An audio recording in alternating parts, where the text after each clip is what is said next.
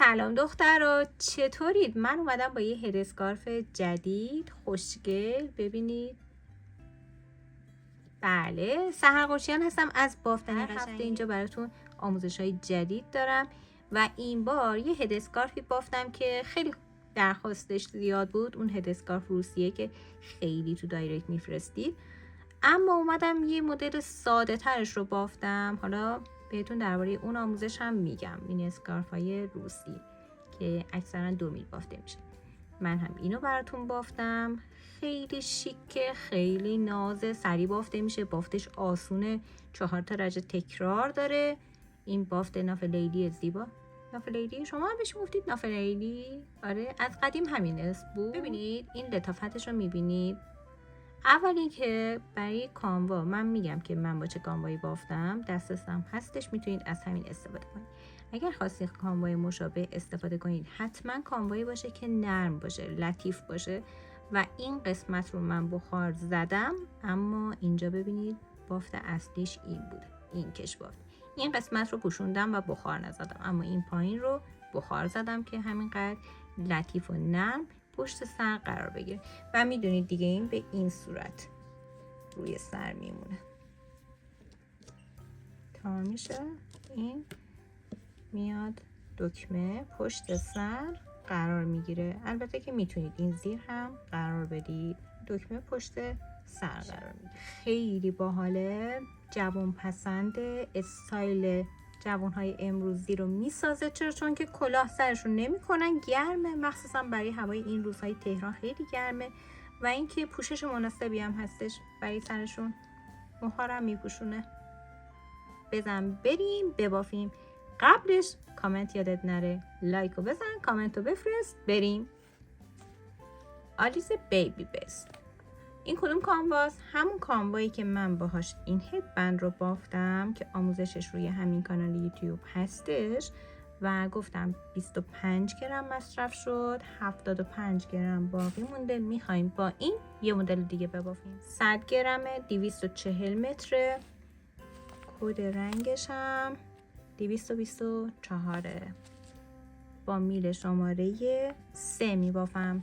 خودش گفته میل شماره 4 و 5، اما من با 3.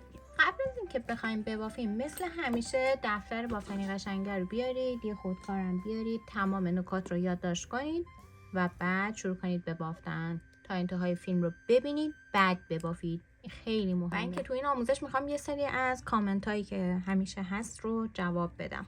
کامنت اول، تاکید میکنم برای هر سایزی، کوچیک، بزرگ، بچه، بزرگسال، همین 9 دانه سر گرفته میشه. 1 دانه روی میل و بعد 8 دانه دیگر میگیریم. خب کامنت. دختر من 5 سالشه، چند تا سر بگیرم؟ جوابش با شما 7 8. پس دانه اول نبافته، 8 دانه سر گرفتم. انتهای نخ رو گره میزنم و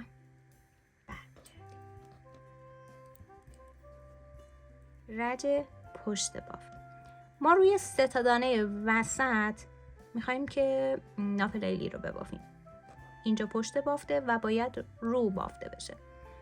2 طرف این 3 تا دانه بافته کش بافتمون هست و برای اینکه بتونیم اون 3 تا دانه رو راحت تشخیص بدیم، میتونیم از مارکر استفاده کنیم، اما من هیچ اصراری، اجباری به استفاده از مارکر ندارم. شاید دستتون نباشه، میتونید از سنجاق قفلی یا سنجاق یا هر چیز دیگه ای که کار حلقه رو انجام میده روی میل استفاده داشته باشید. حتی کشای موی چلگیس از اونا میشه، اونایی که یکم کلوفتره اونا.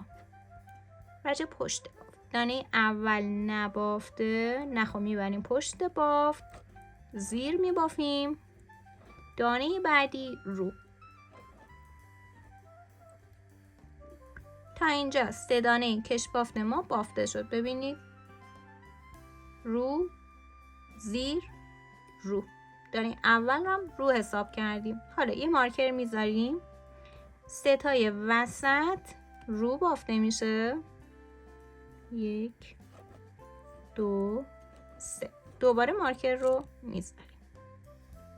این طرف قرینه این سمت دقیقا رو زیر، اما ما همیشه یادمون میمونه دانه آخر رج زیر بافته میشه.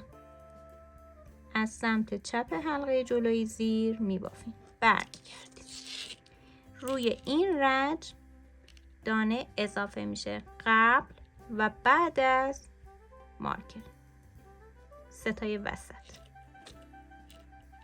دانه اول رو نبافته به میل میگیریم، نخ همینجا روی بافت هست، رو میبافیم، زیر میبافیم و حالا ژوته، یعنی نخ اضافه روی میل انداختن. نخ از پشت میل میاریم روی میل، به این صورت میفته روی میل.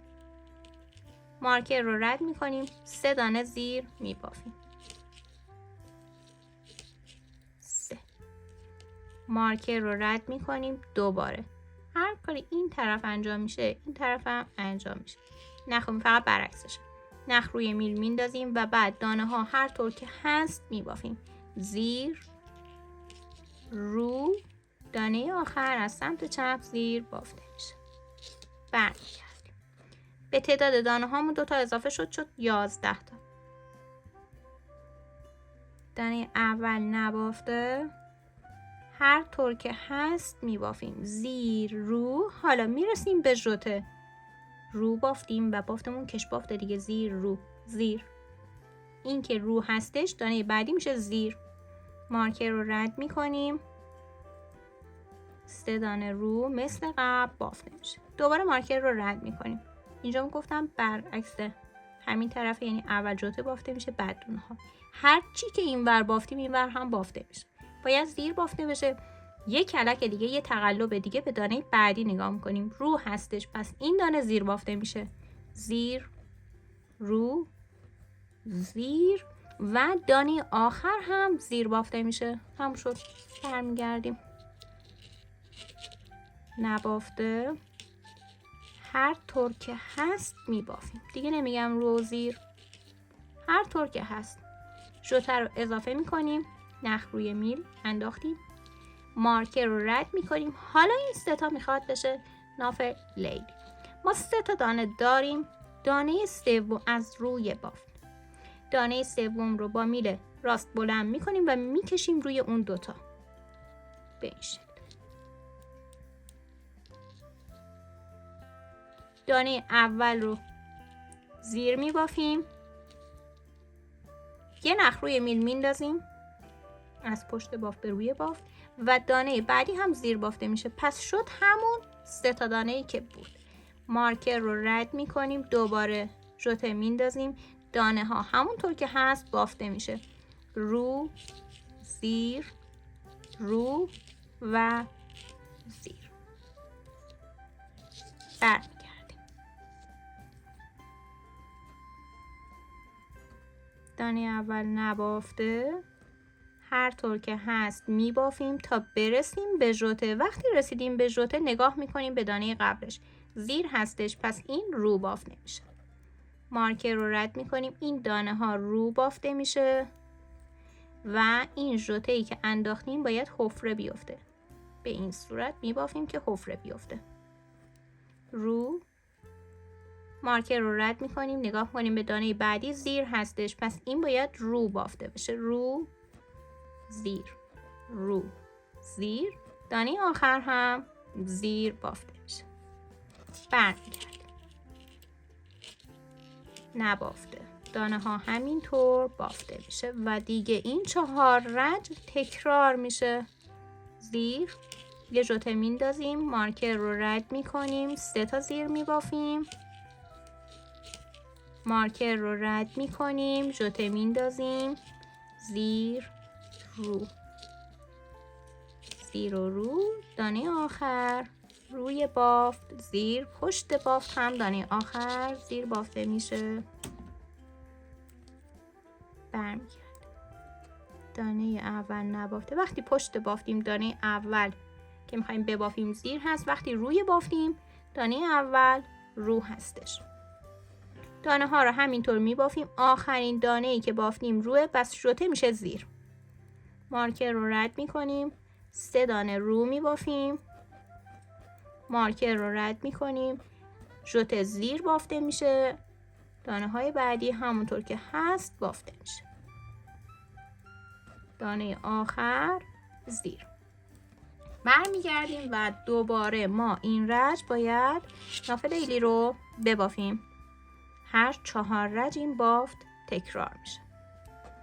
دانه اول نبافته، رو زیر، رو زیر میبافیم تا برسیم به مارکر یا 3 دانه وسط. یه جوته میندازیم، مارکر رو رد میکنیم. حالا با میره سمت راست دانه آخر رو بلند میکنیم، میندازیم روی اون دوتا. دانه اول از اون دوتایی که باقی مونده زیر باف نمیشه، ژوته میندازیم، یعنی نخ روی میل و دوباره ژوته. مارکر رو رد میکنیم، ژوته میندازیم، ژوته میندازیم. کامنت بعدی، ژوته یعنی چی؟ ژوته یعنی نخ روی میل انداختن. به همین خاطره که انقدر تکرار میکنم رو زیر. باور کنید خودم خیلی اذیت میشه، چون خودم از اونایی هم که فقط اول فیلم رو نگاه میکنم، آخر فیلم رو نگاه میکنم، بقیه‌اش از خودم میبافم. و خیلی از مدل ها مثل اینی که الان دارم میبافم کاملا ذهنیه و همین الان تصمیم گرفتم که این مدل رو ببافم همینطوری. هیچ تستی هم قبلش نرفتم، فرصتش رو ندارم دیگه، حقیقت رو بگم فرصت تست رو ندارم و ترجیح دادم که بباف بشکافار با هم هستیم دیگه، حالا پیش میریم با هم، چیز خاصی نمیشه. دانه ها همونطور که هست میبافیم، کاملا اینجا خودمونی هستیم. گردیم و رج برگشت رو میبافیم دیگه. کاملا بافت براتون آشنا شد، خیلی ساده است، خیلی ساده. وقتی که داشتم اون هدبند رو میبافتم ایده این به ذهنم رسید. اولش کش باف بافتم، ببینید زیر هستش، بعدی میشه رو، ژوته میشه رو. مارکر رو رد میکنیم، دانه ها رو بافته میشه. حواستون باشه ژوته ناف لیلی حتما باید حفره بیفته. مارکر رو رد میکنیم، رو میبافیم، دانه بعدیش زیر هستش. ادامه میدیم بافتمون رو. دانه آخر هم زیر بافته میشه که این لبه بافتمون میبینید دو طرف برگردیم اینور، میبینید دو طرف خوشگل تمیز. بافتمون افتاد، این حفره ها هم افتاده. الان رج بعدی باید ببافیم، دوباره رج بعدی مدل میفته. نشونش هم این ژوته هایی که کنارش هست. الان یه ژوته داریم، هر وقت که شد دوتا ما باید بافتمون رو تکرار کنیم. ساده است. از اینجا به بعد همون 4 رج تکرار میشه تا برسیم به 7 سانت کمتر از دور سر. ببینید ما میخوایم که کشباف ببافیم برای دور سر، یعنی به جز این مدل باید کشباف ببافیم. دو طرف که کشبافته، این 3 تا دانه هم تبدیل میشه به کشبافت. پس ادامه میدم، میبافم، شما هم ببافید طبق این جدولی که الان این کنار براتون میذارم تا 7 سانت مونده به دور سر. دور سر رو از اینجا انتخاب کنید که برای هر سایزی چه دور سری مناسبه. من بافتم، ببینید به این صورت در اومده بافتمون. خب حالا گفتم که ما باید ببافیم تا 7 سانت کمتر از دور سر، به خاطر اینکه یه قسمتی دوباره اضافه میشه، دونه اضافه میشه و بعد ما بافتمون رو ادامه میدیم. و اینم ببینید الان اینجا بافت مدل هستش روی این رج، درسته؟ ما میریم دیگه کش بافت میبافیم. ترجیحاً این رج باشین، حالا اگه نبودی من رج قبل بودین اشکالی نداره. اندازه زدن، ببینید قرار شد که ما به اندازه 7 سانت کمتر از دور سر ببافیم، اما این بافت کش بافته و حتما بیاری روی قسمت سیم. میبینید هلالی داره، اگه صاف باشه اینجا اینجوری کیس میخوره، کمتر میشه. و این که کش بافته، ببینید چقدر کش میاد. من دور سر 52 در نظر گرفتم. 7 سانت کم میکنم میشه 45 سانت و باز هم 10 سانت به خاطر اینکه این کش بافت کش ثانی داره ما کمتر میگیریم. یعنی 45 سانت رو 35 سانت 33 سانت در نظر میگیریم، چون میگم باز هم این قسمت میخواد دانه اضافه بشه. پس شما اول دور سر منهای 7 سانت میشه یه عددی به دست میاد. اون عدد رو میتونید 10 الی 15 سانت کمتر ببافید، به خاطر اینکه کش بافت کش ثانی داره و روی پیشینی قشنگ جذب در بیاد. 52 منهای 7 45 سانت. من میخوام که به اندازه 45 سانت باشه. حالا الان متر بزنیم ببینیم که چند سانت شده. حتما بافت رو بیارید روی قسمت سیمی.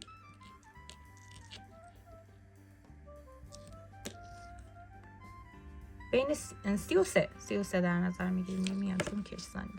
خب شد چند سانت؟ 12 سانت کمتر. اوکی. پس من نمیتونم بگم چقدر ببافید، چند رج ببافید. این قسمت پهنای بافت مهمه.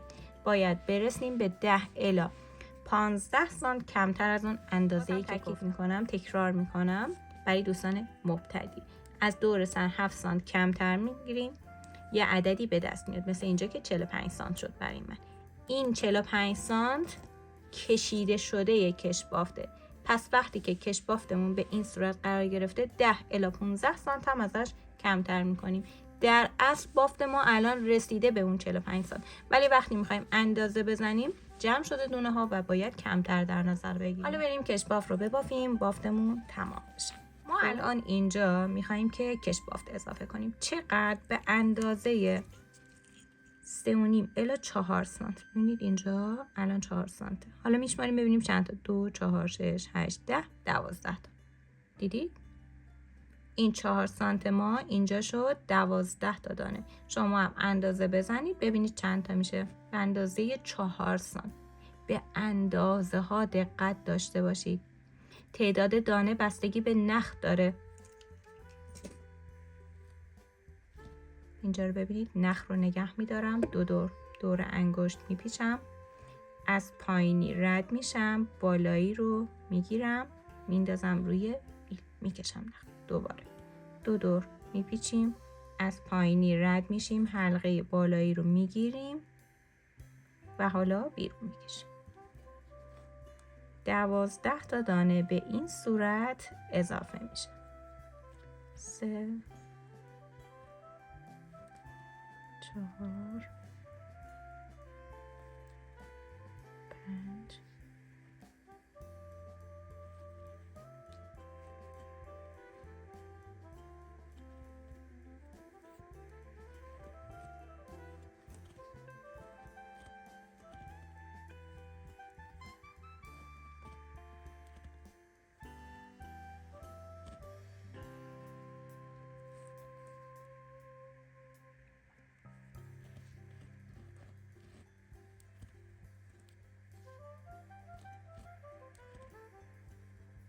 12. بعد تعداد دانه‌ای که اضافه میشه حتما زوج هست. شروع کنیم به بافت کش بافت. دانه اول نبافته رو میبافیم، معمولی رو میبافیم، زیر میبافیم، رو زیر، همینطور میبافیم تا برسیم به دانه های کش بافت. دانه هایی که بود، این دانه هایی هستش که اضافه شده.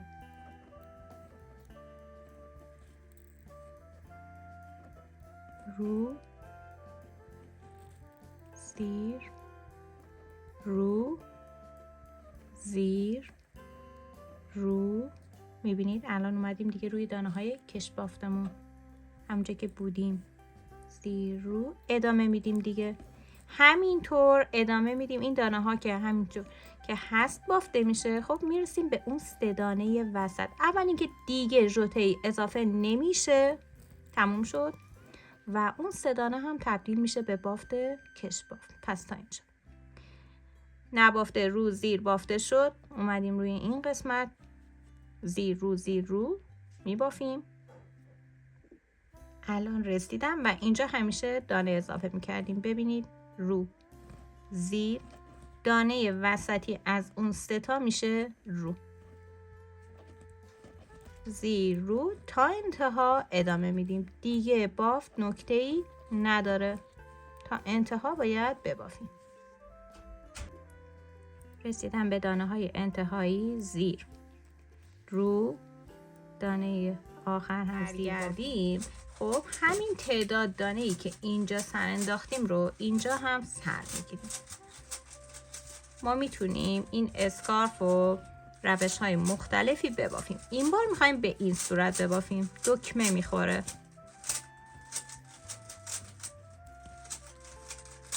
اشکنه نمان آروم، سرعتی 2 4 6 8 10 11 12.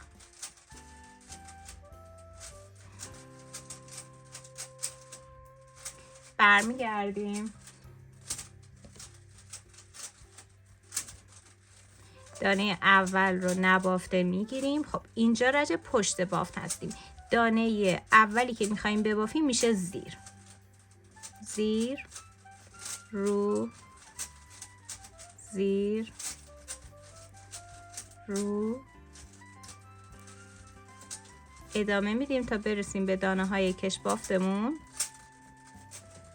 مواظب باشید دانه ها در نره اینجا. زیر رو،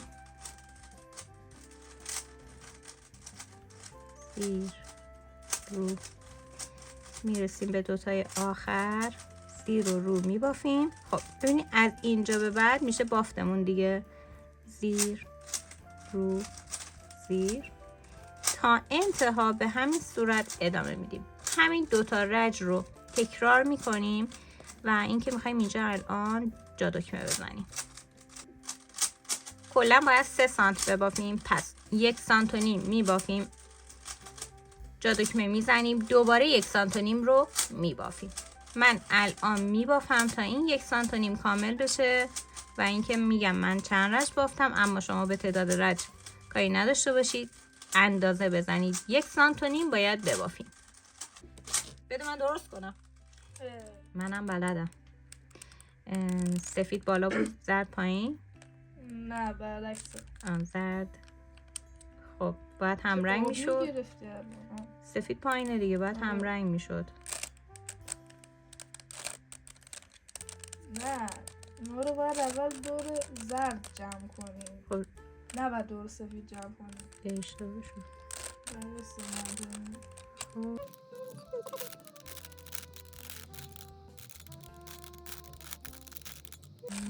خب بده من حل کنم. نه میتونم. این بره.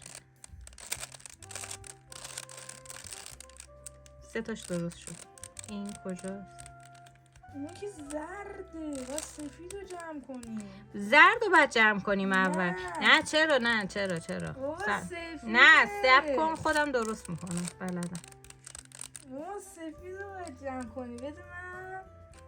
خب چه فرقی میکنه؟ حالا زرد رو جمع کردم، فرق میکنه؟ سخت‌تر میشه، رنگ رو منم میریزه. الان درست میکنم، سفید رو جمع میکنم الان. نه سفید رو باید ببین دوتاش زرد جمع کنی. چرا؟ اینجوری؟ آره مگه میشه؟ بعد دوباره میفرستیشون پایین. بیا دوستش ببین درست شد. از اینجا نگاه نکن، درست شد. بده من. میخوای چیکار کنی؟ میخوام درستش کنم. میخوام چیکارش کنم؟ درست. استاد آموزش بده. استاد آموزش میدی؟ آموزش رو ویکتوری استاد حواستو پرت میکنم نمیذارم درست کنی. پشه اومده رو حواسم هم پرت نمیشه. اشتباه شد. یه دونه زرد رفت با تو سفیده. سبزه آبی استقلالی پرسپولیسی زرد خورشیده. چی؟ دارم حواست پرت میکنم. آره خیلی تاثیر گذاره. نه به منم یاد ندارم. اگه بلد نبودی چرا بهت یاد دادم؟ بلدم. اول من بلد بودم تو هم من یاد گرفتی. چی فکر کردی؟ آره راست میگی. روبیکای منو خراب کردی. نه دیگه تو که راست میگی.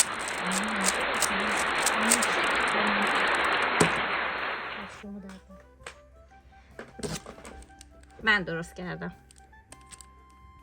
چه فرقی میکنه بچه‌م یا من درست کردم. یاد بگیر. 4 رج بافتم، برگشتم. این 4 رج شد 1.5 سانت. میبافیم دوباره، اما اینجا قراره جادوکمه بندازیم. همین شروع بافت.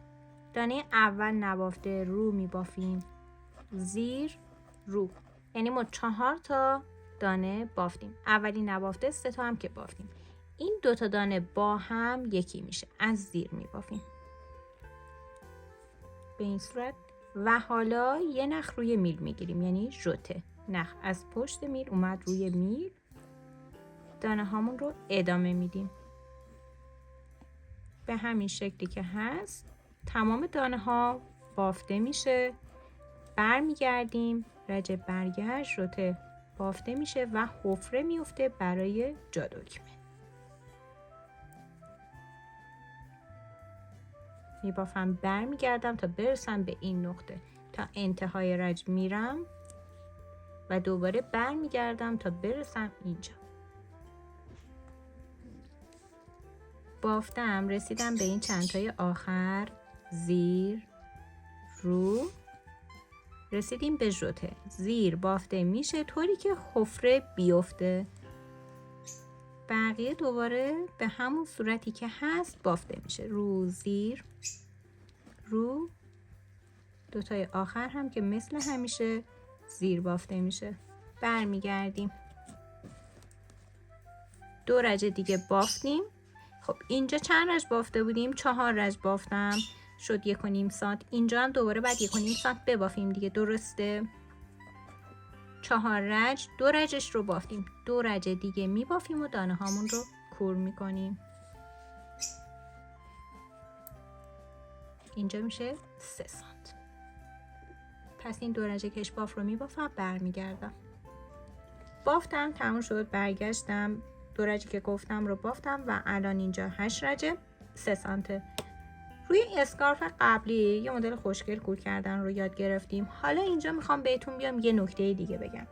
ببینید ما میتونیم مثل همیشه همون معمول کور کردنی که داشتیم رو داشته باشیم، اما میدونیم که تنگ میشه. این تجربه رو هممون داشتیم که وقتی کور میکنیم با همین شماره میل تنگ میشه. پس میریم چیکار میکنیم؟ برای کور کردن از یه میل بزرگتر استفاده میکنیم، یا مثل این 5 میل اگه داشته باشید، یا حتی اگه از این میلا باشه یا میل سیمی بزرگتر از این شماره‌ای که دارید میبافید. میگیریم دست راستمون، دانه اول رو نبافته میگیریم، بعدی رو زیر میبافیم، نبافته رو میکشیم روش. دوباره دانه بعدی زیر بافته میشه، دانه قبلی میاد روش. به همین ترتیب دونه دونه میبافیم، دانه قبلی رو میکشیم روش.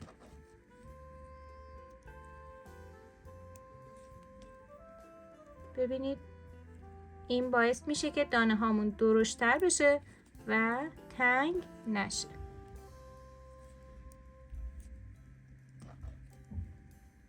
کشسانی هم داره. تا انتها ادامه میدم. انتها یک کوچولو نخ رو بلندتر میگیریم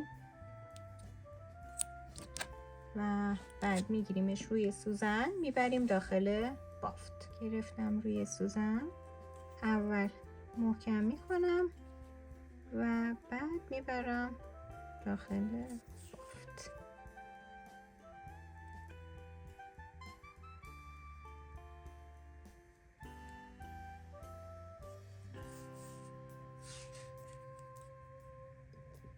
قطع میکنیم دیگه.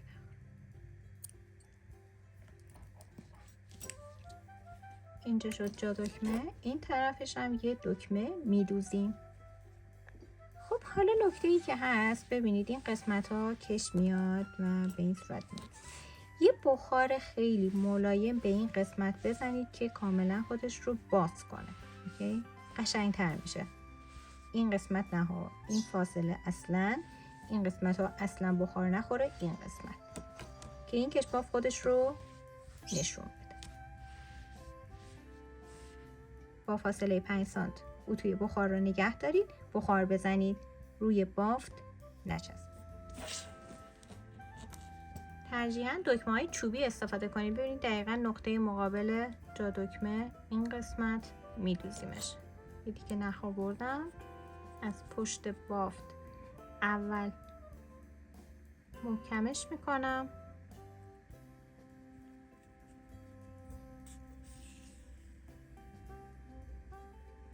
یه کوچولو باقیمون داخل بافت، حالا اینجا محکم میکنم، بعد میارم نخ رو این طرف و از دکمه رد میکنم.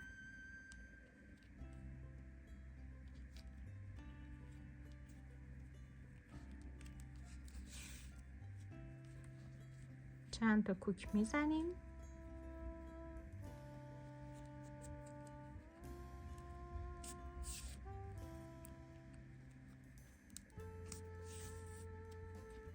و بعد پشت بافت محکم میکنیم. محکم میکنم دیگه. اضافه نخ رو میبرم داخل بافت. هم کشیده شده است، همینجا استفاده میکنم.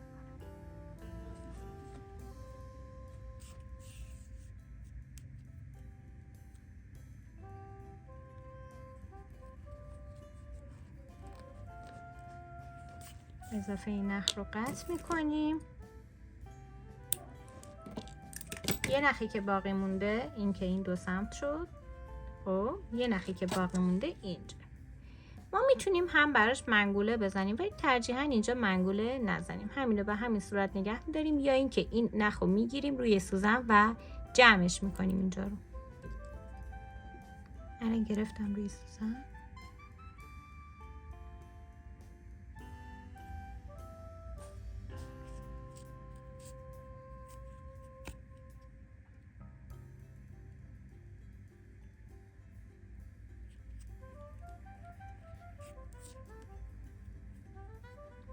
جمع شد. محکمش میکنیم، باز هم میبریم داخل بافت.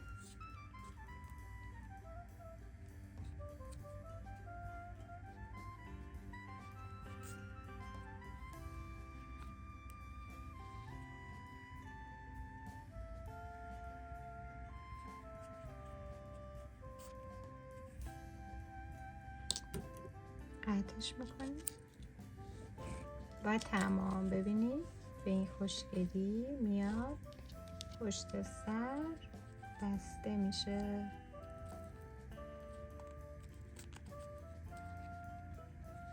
به این شکل پشت سر قرار میگیره. خیلی بانمکه. و اینکه خب این مشابه اون هد اسکارفی بود که همتون دوستش دارید و مدام داره تو دایرکت و تلگرام بر من ارسال میشه.